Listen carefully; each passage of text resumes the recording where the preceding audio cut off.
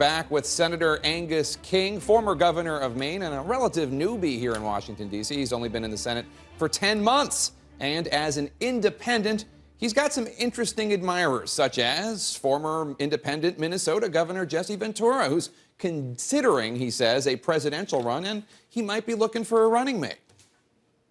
I would consider Senator Angus King from Maine, the former independent governor. He and I were the only two independent governors, so it very well could be a Ventura-King combination. Have you talked to Angus King about this? I have not. So this is news to him right now if he's listening? listening? Well, he knows that I'd pick him because he's the only guy I would trust.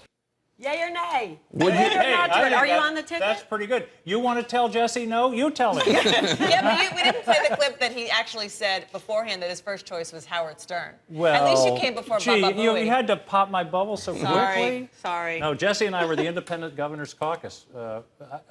He is a real. He's a If great he guy. actually ran, would you consider running with him? Oh, we'll have to discuss that. Wow, that's wide open. Let's turn back to our more serious Scotty, topic, you have been in Washington. which is the debt ceiling I've debate. measured the drapes over at Biden's Oh, house. have you? Yeah. Which is the debt ceiling debate, which is actually, I think, probably we could agree, of more consequence than the government shutdown. We know that the government will reopen at some point. The question is, if we pass the date where we hit the debt ceiling, how bad would the damage be to the stock market? What else might happen? Who else wouldn't get paid? We were talking earlier about a potential short-term deal. President Obama and House Speaker John Boehner are likely to talk about tomorrow. I'm told that House Republicans are even considering introducing legislation tomorrow for a short-term deal to lift the debt ceiling. You have real skepticism about that. Well, it just is going to make the markets skittish for another 6 weeks or whatever. I mean, I don't see why we can't just get that off the table. We don't have to speculate. I mean, I understand there are people who basically are denying that this is going to be a real problem. We don't have to speculate on that. In 2011, the stock market fell 2,000 points, 17%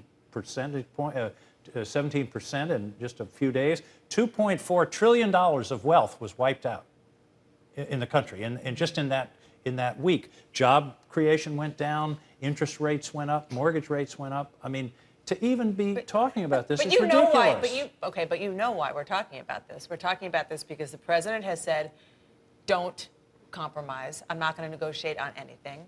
The speaker has said, you can't say you don't negotiate. So this is sort of a middle ground. And they get to keep the government shut down, by the way, which some of them right, because this would not include reopening the government. Right, because they can say they made their point on Obamacare, and that's still hanging out my there. view, I mean, you know, you've got these two things coming at the same time. You've got the government shutdown and you've got the debt ceiling. It just happens that they align, unfortunately. Right. In my view, we ought to pass the debt ceiling and move on. The shutdown, Not I don't happening. like.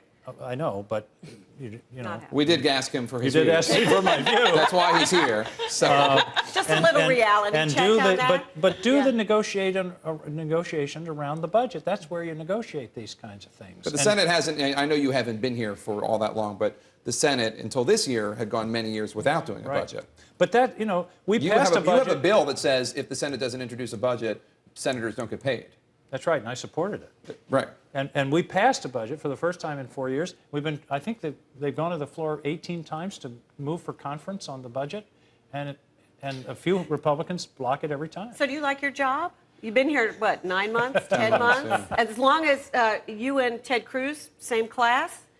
Well, listen, for somebody who is curious, likes public policy, and likes trying to fix things, yes. And I worked here 40 years ago as a staff member in the Senate. And to come back as a senator is almost surreal.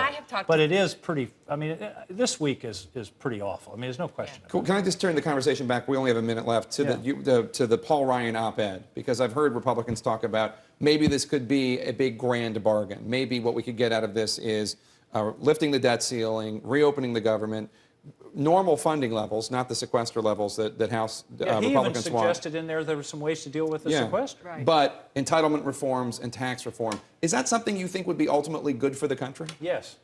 Yes. I mean, we do have to do something about the debt and the deficit. We do have to do something serious, although the deficit's coming way down. I don't, you know, it's fallen 60% in the last year. We're a lot better off than we were, but we have to do more, and I think what he's proposing is we ought to at least open that discussion.